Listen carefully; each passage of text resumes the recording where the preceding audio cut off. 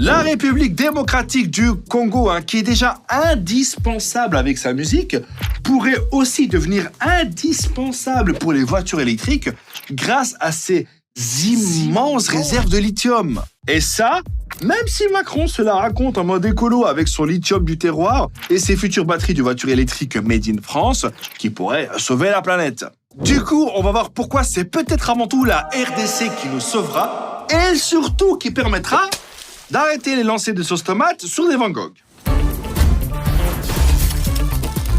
Le lithium, c'est un peu le nouveau pétrole. Ça sert surtout à fabriquer des batteries qui stockent de l'électricité pour les maisons, les voitures et ces de trottinettes électriques de qui doublent tout le monde en se prenant pour des jet skis. Pour te donner une idée du bail, d'ici 2040, la demande globale de lithium devrait être multipliée par 40. Et dans ce nouveau monde écologique et électrique, l'Afrique et évidemment toutes ses matières premières feront clairement partie de la solution. Et en particulier la RDC qui, avec son cobalt, son cuivre et surtout son lithium, est quelque part le 8e Hokage. Elle reçoit du coup beaucoup de DM de pays et t'as même des entreprises chinoises et australiennes qui se battent à coups d'Harvey Specter pour l'exploitation d'une mine congolaise qui serait l'un des plus grands gisements de lithium du monde. Après, évidemment, celui du Lichtenbourg. Faut savoir que les Chinois sont les leaders mondiaux de la production de batteries et ont le plus gros marché de voitures électriques. Et les Australiens, eux, ont de grandes réserves de lithium et ont donc déjà pas mal d'expérience. Et quand tu sais que rien qu'en 2021, le prix du lithium a été multiplié par 5, tu comprends que, contrairement à certains membres de l'Assemblée nationale, ces mecs adorent l'Afrique, comme moi, j'adore ceux qui s'abonnent à la chaîne.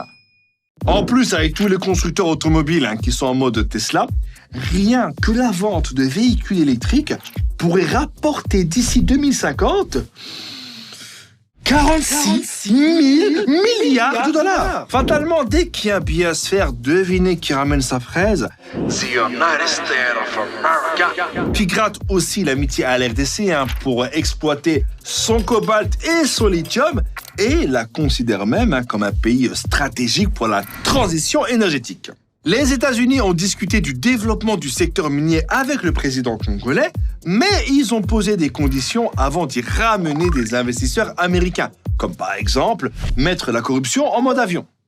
Sauf que selon certains, quand les Américains parlent de corruption, ils parlent surtout des entreprises chinoises qui sont majoritaires dans le secteur minier en RDC. Même si déjà fin 2020, le président congolais avait appelé à un audit des partenariats miniers avec les entreprises chinoises. Parce que je pense qu'il sait bien que les contrats signés sous l'ère Kabila, quand tu les touches, même si après tu frottes fort, l'odeur de la corruption ne part pas. Ouais, à l'époque, Kabila aurait signé des contrats de plusieurs milliards avec des boîtes chinoises en mode « Vous me donnez les infrastructures nécessaires et en échange, contrairement à Gollum, je vous donne mon précieux... » Mais attention, la RDC veut aussi exploiter son propre lithium.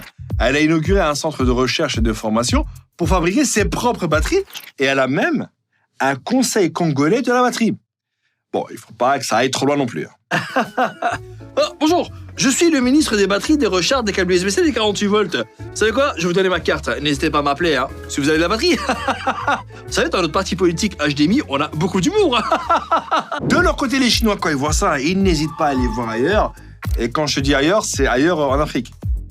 Bah ouais, ils vont pas aller en Belgique, fieu. T'imagines bien que chez nous, à part des frites et les Gilles de Binge, il n'y a que dalle. Par exemple, l'un des plus grands producteurs chinois de lithium au monde a annoncé mettre 130 millions de dollars pour une participation dans une mine au Mali qui serait considérée comme étant un peu la Rolls-Royce du lithium. Et la même boîte s'est associée à une firme australienne pour réaliser la première mine de lithium d'Afrique de l'Ouest au Mali et au Zimbabwe. Pareil, plusieurs entreprises chinoises achètent beaucoup de gisements de lithium inexploités. Au final, espérons que les pays africains puissent mettre fin à l'exploitation des mineurs en général, que les conséquences environnementales puissent être limitées et que les terres africaines puissent enfin profiter vraiment à tous les Africains. Du coup, avec tout ça, j'ai une question. Selon vous, comment la RDC et l'Afrique en général doivent gérer leurs ressources? Vous mettez ça en commentaire et on se donne rendez-vous la semaine prochaine. Ciao!